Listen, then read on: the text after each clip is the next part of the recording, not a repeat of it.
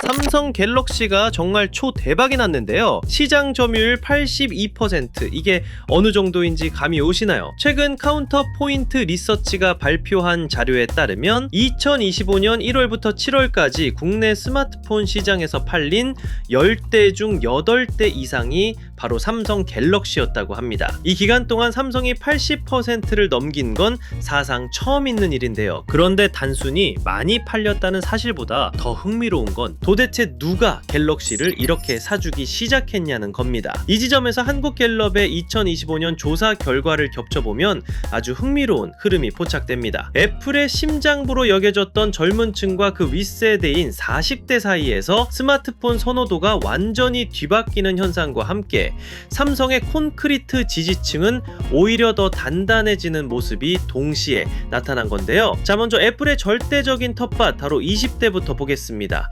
불과 1년 전인 2024년 64%에 달했던 아이폰 점유율이 2025년에는 60%로 줄어든 반면 갤럭시는 34%에서 40%로 6%포인트나 뛰어 올랐습니다.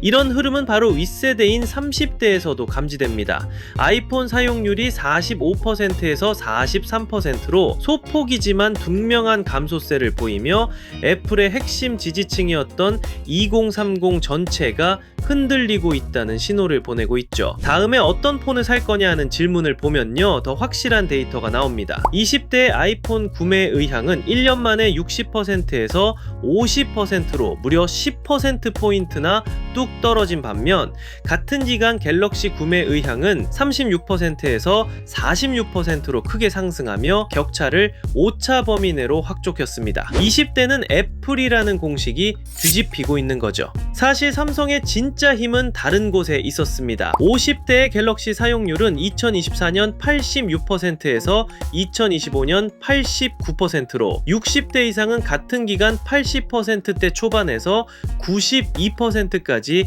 치솟았습니다. 젊은 층 일부가 떠나도 전혀 흔들리지 않는 강력한 기반이 바로 삼성의 82% 점유율을 떠받치고 있는 핵심 동력이었던 거죠. 자, 이번에는 이야기를 가장 흥미로운 지점인 40대로 돌려보죠. 젊은 층은 갤럭시로, 중장년층도 갤럭시에 더 강하게 결집하는 동안 40대는 완전히 다른 길을 가기 시작합니다. 2024년 19%에 불과했던 40대의 아이폰 사용률이 2025년엔 무려 31%로 1년 만에 12%포인트나 폭발적으로 증가한 겁니다. 최신 유행의 흐름을 따라가려는 모습인 걸까요?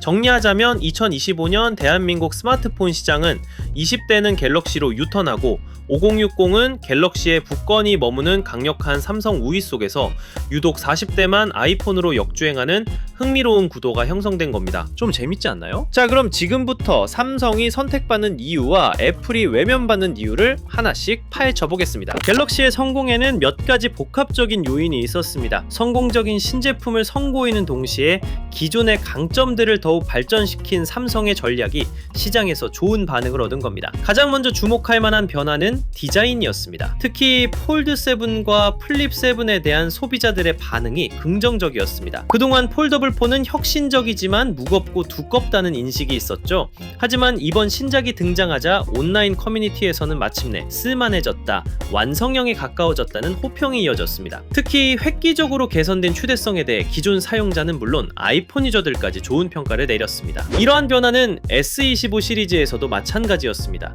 디자인으로 좋은 반응을 얻으며 과거 기능만 좋은 폰이라는 인식을 바꾸어 놓았습니다. 물론 디자인만으로 시장의 흐름이 바뀐 건 아니겠죠. 삼성의 또 다른 강점은 대체 불가능한 편리함이라고도 볼 수가 있습니다. 여러분들도 이미 잘 알고 계시는 통화 녹음과 삼성페이입니다. 특히 업무상 중요한 계약이나 대화를 기록해야 하는 수많은 직장인들에게 통화 녹음은 필수적인 기능으로 자리 잡은 지 오래고 삼성페이가 제공하는 편리함은 더 이상 설명이 필요 없을 정도이죠. 소비자들은 한번 이 편리함에 익숙해지면 다른 생태계로 넘어가는 것을 꺼리게 됩니다. 그리고 2025년 의외의 영역에서 갤럭시가 또 선전했는데요. 바로 AI 기능입니다. 삼성이 구글의 최신 AI를 탑재해 실시간 통역과 같은 새로운 기능들을 선보이는 동안 경쟁사 애플은 AI 경쟁에서 상대적으로 더딘 모습을 보였죠. 결국 소비자들 사이에서는 이제는 AI 성능까지 고려하면 굳이 다른 폰을 고민할 이유가 없다는 인식이 확산되기 시작했습니다. 이렇게 삼성 갤럭시가 시장의 판도를 바꾸는 동안 절대 왕좌에 앉아있던 아이폰은 대체 뭘 하고 있었을까요? 한때 혁신의 상징이었던 애플이 어쩌다 소비자들의 기대를 충족시키지 못하게 되었는지 그 이유를 자세히 살펴보겠습니다. 가장 먼저 짚어볼 지점은 시대의 가장 큰 화두가 된 AI 경쟁에서의 지연입니다. 사실 애플은 2011년 시리를 선보이며 누구보다 먼저 AI 비서 시장의 문을 열었던 선구자였습니다. 하지만 10여 년이 훌쩍 지난 지금 시리는 실용성 면에서 아쉬운 평가를 받고 있습니다. 10여 년 전이랑 지금이랑 다른 게 뭔지 모르겠다는 비판이 정말 많더라고요. 특히나 요즘은 전 국민이 챗 GPT를 사용한다고 봐도 될 정도인데 GPT랑 대화하다가 시리랑 대화하려니까 속 터진다는 얘기까지 나올 정도입니다. 여기에 대해 많은 전문가들은 애플의 성공 비결이었던 폐쇄성을 지목합니다. AI 기술은 전 세계 개발자들이 소스 코드를 공유하는 오픈소스 생태계를 통해 폭발적으로 성장하고 있는데요. 하지만 애플은 자사의 기술 표준과 생태계를 중시하는 과정에서 이 거대한 흐름에 온전히 합류하지 못한 것으로 보입니다.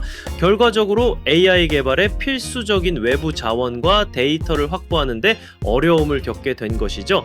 장점으로만 생각했던 폐쇄성이 결국 발목을 잡게 된 것이죠. 이러한 혁신의 정체를 지켜보며 사용자들 사이에서는 과거 스티브 잡스가 이룩한 유산에만 의존하고 있을 뿐 새로운 동력을 보여주지 못하고 있다는 비판도 나오고 있는데요. 특히 현 CEO 팀 쿡의 리더십이 장기적인 기술 투자보다는 단기적인 재무 성과에 집중하면서 결과적으로 혁신을 저해한 것 아니냐는 지적도 나오고 있습니다. 자, 기술 경쟁에서 뚜렷한 우위를 보여주지 못하자 애플이 기술 기업을 넘어 프리미엄 브랜드로서의 정체성을 강화하고 있다는 분석도 나옵니다.